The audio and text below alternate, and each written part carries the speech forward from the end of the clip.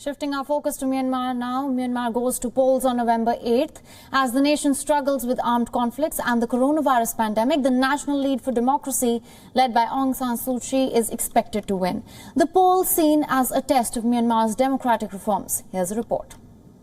I think it's important to say that the Myanmar elections are an important next step in a very long journey and evolution towards democracy in Myanmar.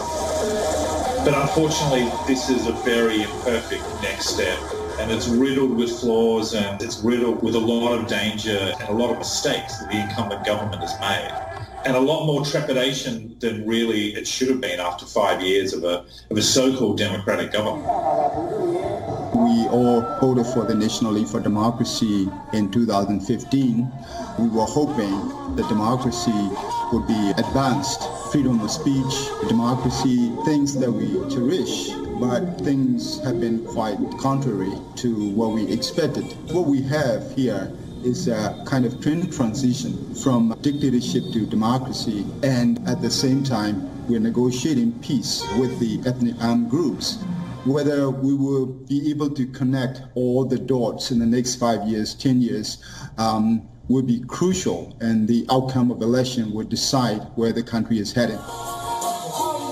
Well, the likelihood of an NLD victory is high. I mean, the NLD will take the majority of seats in the parliament. It's Aung San Suu Kyi. She is Mother Sue to the population there. People are disappointed that things aren't moving forward faster, but when they're faced with a question of whether they want the military back or whether they want to continue on a democratic path, it's the NLD. The NLD is the only opposition to the military party that has power. She remains very popular. All the polls have indicated that her popularity is way bigger than the popularity of her party or anybody else, any institution in the country. Her magic is still working wonderfully. She is a winning ticket. She and the party has been won. People are voting for the National League for Democracy because of her. I think the most immediate problem with the elections is that it's being held in the midst of a surge in the coronavirus pandemic in Myanmar. The cases are well over 20,000. There have been nearly 900 deaths. The main commercial capital, Yangon, with its densely populated communities, is being asked to come to the polls, while currently they're under stay-at-home lockdown orders. So the prospect for a real public health catastrophe in the midst of these elections is a clear and present danger, and one that the government does not seem too concerned about exacerbating by conducting the elections. So the government is trying to enforce some very strict rules on electioneering. The candidates cannot speak to large gatherings. They can only have so many people in any one of their gatherings. They're having trouble enforcing those rules, and so the rate of infection is staying up. I think the big question is what's going to happen on Election Day, because they don't have mail-in voting, they don't have early voting. They have an election day, and it brings out a lot of people in long lines.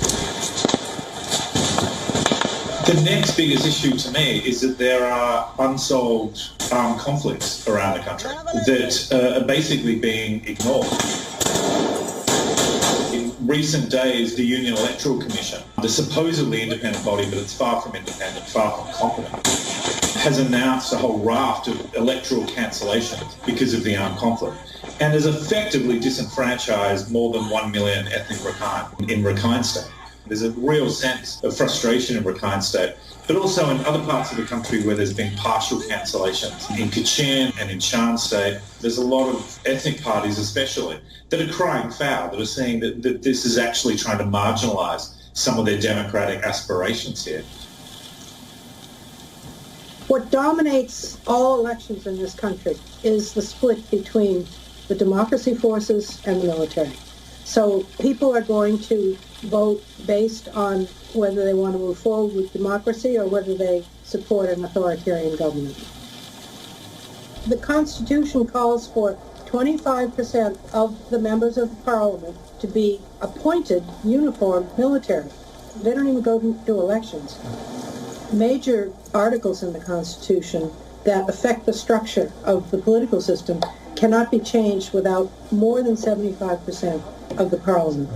So you have to have some uniform military in the parliament voting in favor of the change in order to make it happen, and that hasn't worked.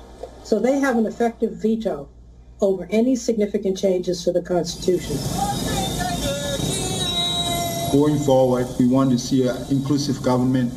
We want to see a government that listens to different voices. We want to see a government that brings reconciliation in a gesture of goodwill towards the ethnic groups. We want to see a government that has a better relationship with the international community.